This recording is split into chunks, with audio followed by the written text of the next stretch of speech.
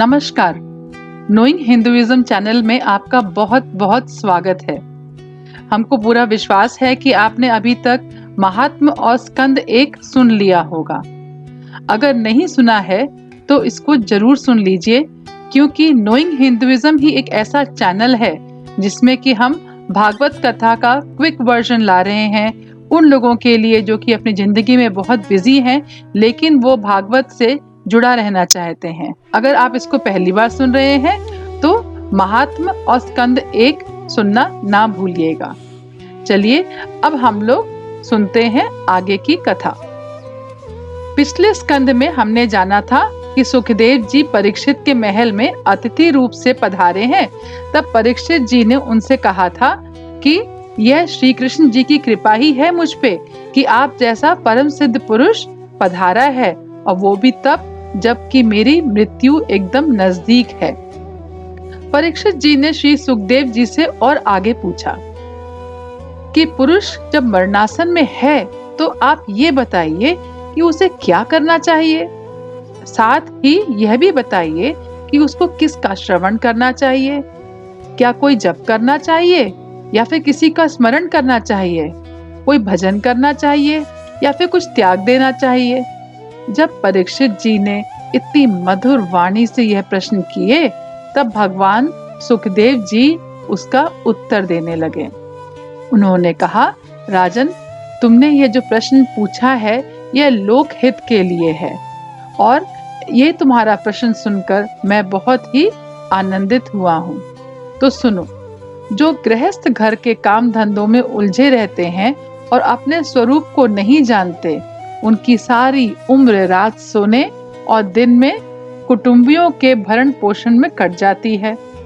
सुखदेव जी ने आगे कहा कि जो अभय पद को प्राप्त करना चाहता है उसे तो परमात्मा सर्वशक्तिमान भगवान श्री कृष्ण की ही लीलाओं का श्रवण करना चाहिए, और उन्हीं का कीर्तन और उन्हीं का ही स्मरण करना चाहिए।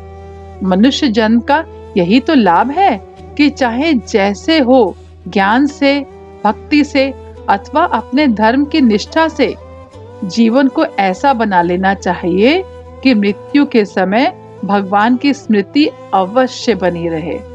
महापुरुष ऋषि मुनि प्रायः भगवान के अनंत कल्याण में गुणगानों के वर्णन में रमे रहते हैं। सुखदेव जी ने आगे कहा कि श्रीमद् भागवत नाम के महापुराण का अध्ययन मैंने अपने पिता श्री कृष्ण द्वैपायन से किया था। भगवान श्री कृष्ण की मधुर लीलाओं ने मेरे हृदय को अपनी ओर आकर्षित कर लिया, इसलिए मैंने इस पुराण का अध्ययन किया। क्योंकि तुम भगवान के परम भक्त हो, इसलिए तुम्हें भी मैं इसे सुनाऊंगा। जो व्यक्ति मोक्ष पद को प्राप्त करना चाहते हैं, उन साधकों के लिए शास्त्रों का यही निर्णय है कि वह बस भगवान के नामों का प्रेम से कीर्तन करें। सुखदेव जी ने कहा कि परीक्षित, तुम यह मत सोचो कि तुम्हारे पास केवल 7 दिन है। सूर्यवंश में महाराज खाटवांग हुए और अपनी आयु की समाप्ति का समय जानकर 2 घड़ी ही सब कुछ त्याग कर भगवान के अभय पद को प्राप्त हो गए।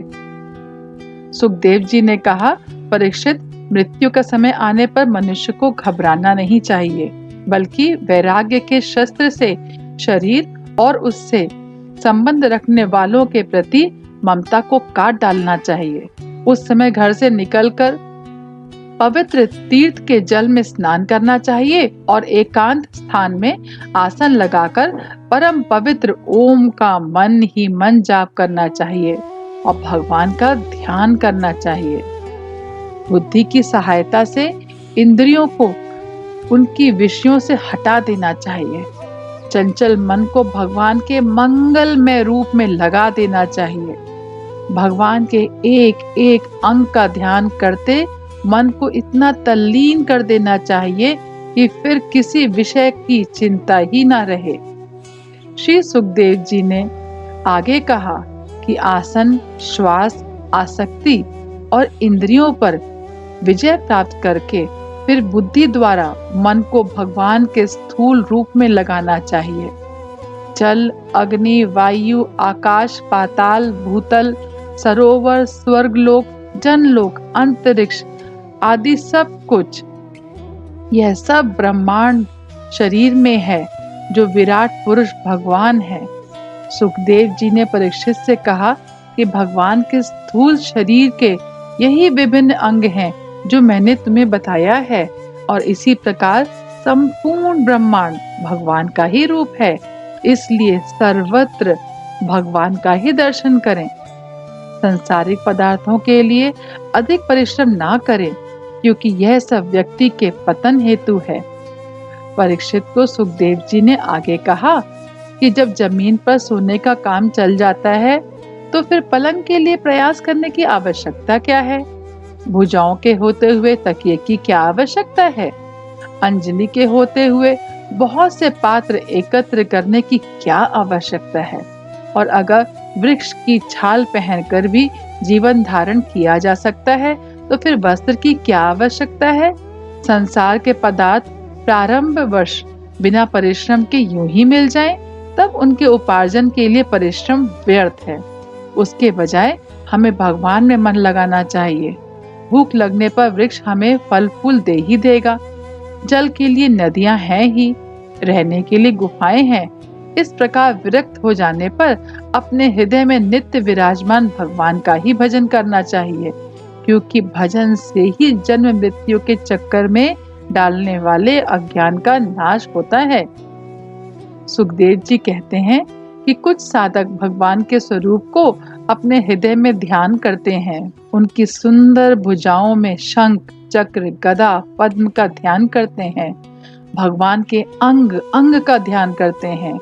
भुजाओं में बाजूबंद, सिर पर मुकुट है, कानों में कुंडल है, गले में वन माला लटक रही है। वह साधक बार बार भगवान के इस रूप को देखने की चेष्टा करते हैं, और जैसे जैसे बुद्धि शुद्ध होती जाती है वैसे ही चित्र भी स्थिर होता जाता है। सुखदेव जी ने बोला कि जब योगी पुरुष मनुष्य लोक को छोड़ना चाहे तब अपने मन से इंद्रियों का संयम करे, निर्मल बुद्धि से मन को नियमित करे और अंतरात्मा में खुद को लीन कर दे।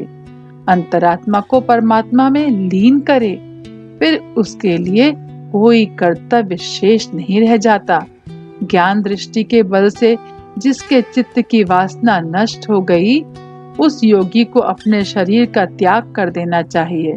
सुखदेव जी बोले, परीक्षित, जब योगी ब्रह्मलोक के लिए प्रस्थान करता है तो पहले वह आकाश मार्ग से अग्निलोक को जाता है।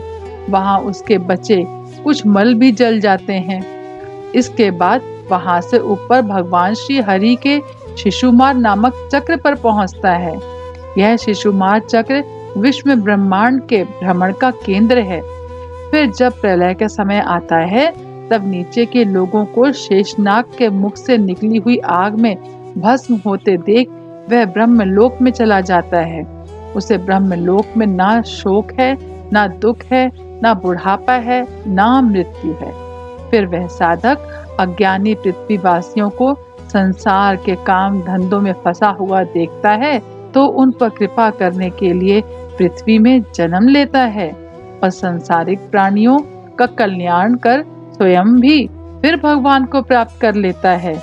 सुखदेव जी ने कहा, परीक्षित, संत पुरुष जन कल्याण के लिए भगवान की कथा का मधुर अमृत बांटते ही रहते हैं और संसार चक्र में पड़े हुए मनुष्य को उस अमृत को अपने कान के दोनों में भर भर कर पान करना चाहिए, जिससे उनके हृदय शुद्ध होते जाते हैं और वह भी श्री कृष्ण के चरण कमल के सानिध्य को प्राप्त होंगे।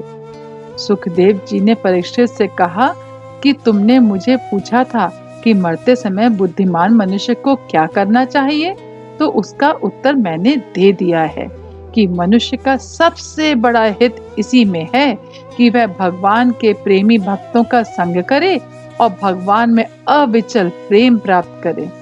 जिस मनुष्य का समय भगवान श्री कृष्ण के गुणों के गाने अथवा श्रवण में व्यतीत हो रहा हो, उसके अतिरिक्त सभी मनुष्यों की आयु व्यर्थ जा रही है।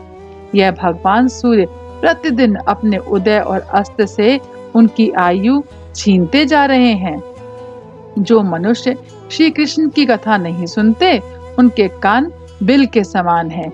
जो जीभ भगवान की लीलाओं का गायन नहीं करते, वे मेंढक के जीभ के समान टर टर करने वाली हैं।